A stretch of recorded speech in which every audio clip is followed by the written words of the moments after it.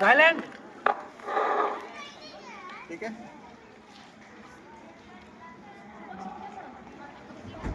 सबसे पहले मैं आज 76वें रिपब्लिक डे गणतंत्र दिवस के मौके पर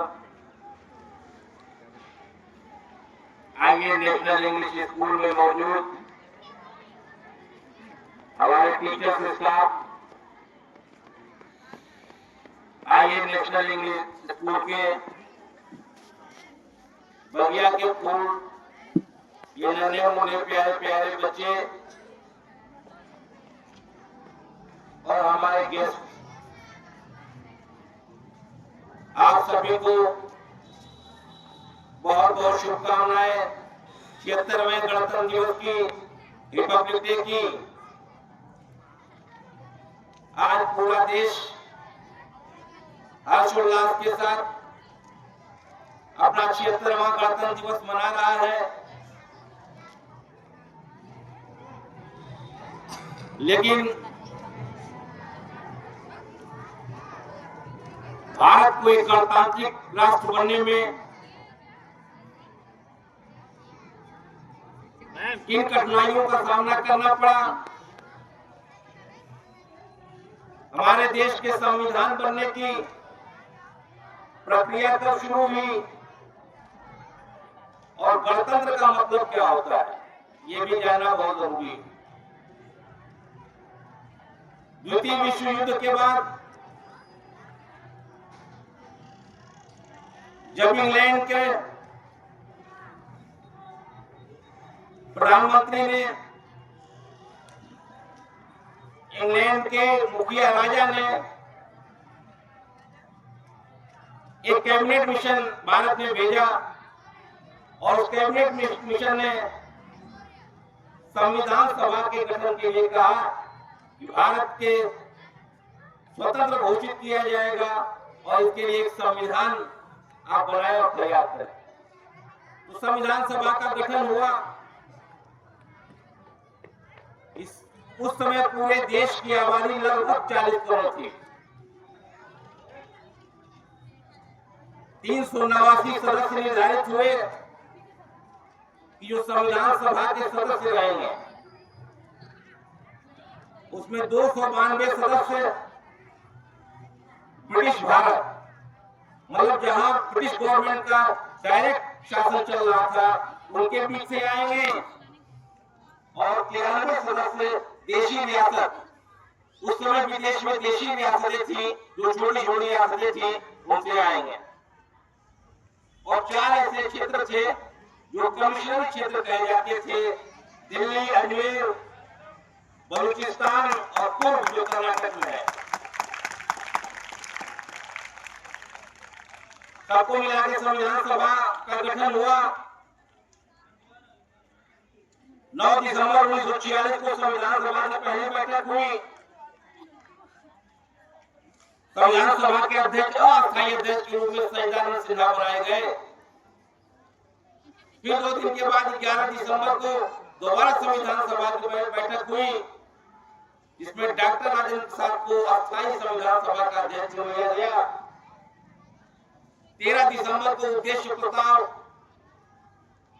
बाद में देश के प्रथम प्रधानमंत्री बने पंडित जवाहरलाल नेहरू द्वारा पेश किया गया, जो आज प्रस्तावना के रूप में आप हम संविधान में मौजूद है, जो आगे चल के 22 जनवरी 1947 को पास हो गया संविधान सभा से।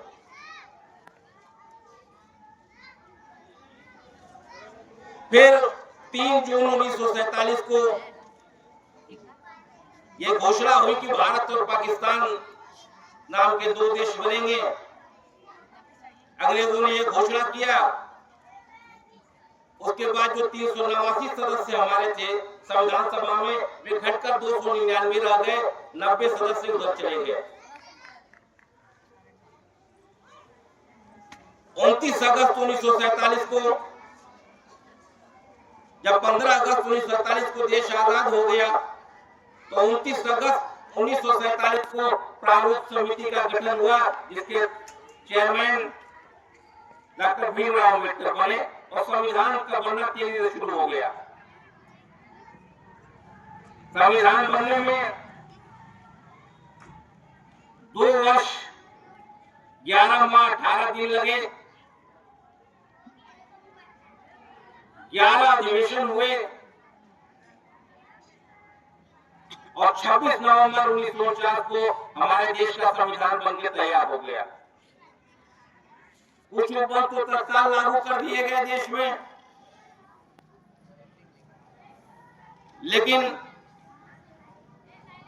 पूर्ण रूप से संविधान 26 जनवरी 1950 को लागू हुआ। आखिर ऐसा क्यों हुआ कि 26 नवंबर 1949 को जब बन के तैयार हो गया देश का संविधान, तो फिर 2 माह बाद क्यों लागू हुआ? इसके पीछे आपको थोड़ा पीछे जाना पड़ेगा इतिहास में। 31 दिसंबर 1929 को लाहौर में कांग्रेस पार्टी का अधिवेशन हो रहा था और 31 दिसंबर की रात को अपने भाषण में, उस समय पंडित जवाहरलाल नेहरू कांग्रेस के अध्यक्ष थे उस अधिवेशन के, उन्होंने एक घोषणा किया कि भारत को पूर्ण स्वराज घोषित किया जाए, पूर्ण स्वतंत्रता दी जाए। अगर 26 जनवरी 1930 तक पूर्ण स्वतंत्रता नहीं मिली तो हम खुद घोषित कर देंगे पूर्ण स्वतंत्रता को। और वही हुआ। उस दिन से 26 जनवरी 1930 से 1947 तक लगातार पूर्ण स्वतंत्रता दिवस जो है वो दिन मनाया जाने लगा। और उस दिवस को ऐतिहासिक बनाने के लिए 2 माह बाद 26 जनवरी 1950 को हमारे देश का संविधान लागू हुआ और हम गणतांत्रिक राष्ट्र हो गए। अब सवाल उठता है गणतंत्र किसे कहते हैं? आप ये जानिए कि ब्रिटेन आज के डेट में भी गणतांत्रिक राष्ट्र नहीं है। देश का मुखिया, सरकार का नहीं, देश का मुखिया अगर चुन के आता है तो वो देश गणतांत्रिक राष्ट्र कहा जाता है, रिपब्लिक कहा जाता है। भारत का मुखिया हमारे देश के राष्ट्रपति हैं जो चुन के आते हैं हर 5 साल पर। सरकार के मुखिया प्रधानमंत्री होते हैं, लेकिन देश के मुखिया राष्ट्रपति है।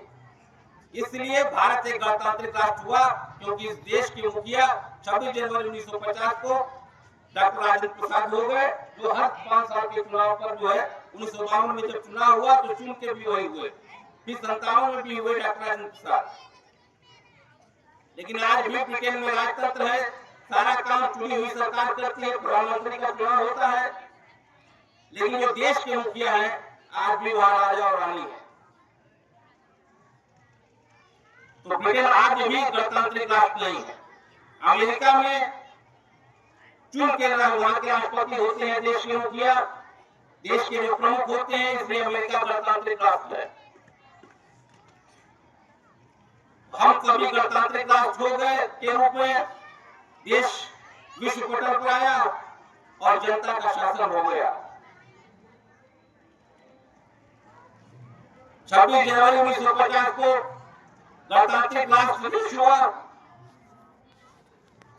देशी रियासतें, राजे रजवाड़े खत्म हो गए, अब कोई छोटा बड़ा नहीं रह गया।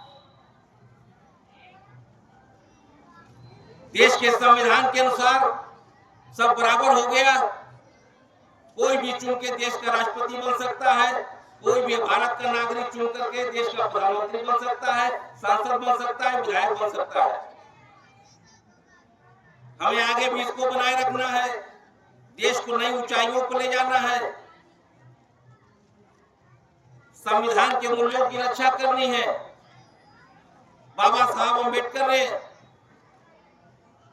संविधान में जो हमको अधिकार दिए, उस अधिकारों का प्रयोग करके देश को आगे ले जाना है। फिर दोबारा हम आप सभी को क्षेत्र में गणतंत्र दिवस की बहुत बहुत बधाई, शुभकामनाएं देते हुए अपनी बात को समाप्त करते हैं। एक